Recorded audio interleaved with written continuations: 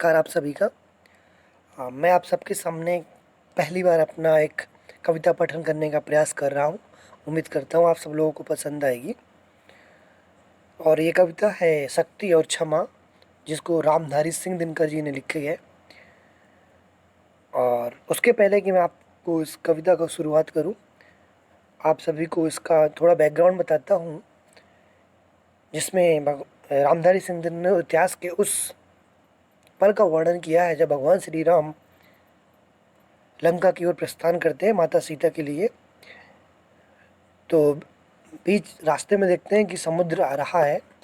तो वो समुद्र से एक बार बार अनुनय विनय करते हैं कि उन्हें आगे जाने के लिए मार्ग प्रशस्त किया जाए, बट समुद्र देवता सुनते नहीं हैं।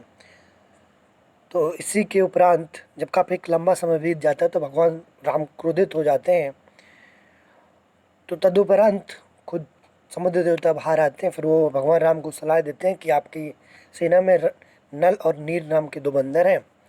अगर आप उनसे बोलेंगे तो अगर वो समुद्र में पत्थर फेंकेंगे तो आप उसके सहारे, क्योंकि वो दोनों बंदरों को एक श्राप दिया था भगवान एक ऋषि ने कि वो जब भी कोई पत्थर फेंकेंगे तो वो तैरता रहेगा पानी में। तो आप उनका प्रयोग करके यहाँ पे एक पुल का निर्माण कर सकते हैं और आप लंका तक प्रशस्त हो सकते हैं। तो उसी इतिहास के पल का वर्णन है यहाँ पर। तो प्रस्तुत है आप सबके लिए ये कविता। क्षमा दया तब त्याग मनोबल, सबका लिया सहारा, पर नर व्याघ्र सुयोधन तुमसे कहो कहा कब हारा। क्षमाशील हो रिपु समक्ष, तुम हुए विनत जितना ही, दुष्ट कौरवों ने तुमको कायर समझा उतना ही।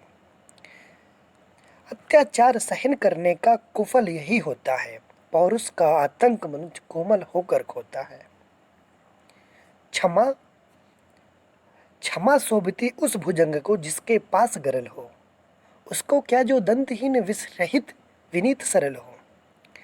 3 दिवस तक पंथ मांगते रघुपति सिंधु किनारे, बैठे पढ़ते रहे छंद अनुनय के प्यारे प्यारे। उत्तर में जब एक नाद भी उठा नहीं सागर से, उठी अधीर धधक पौरुष की, राम आग राम के सर से।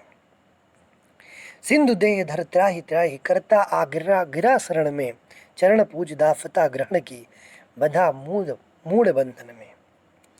सच पूछो तो सर में ही बसती दीप्त विनय की, संधि वचन संपूज्य उसी का जिसमें शक्ति विजय की।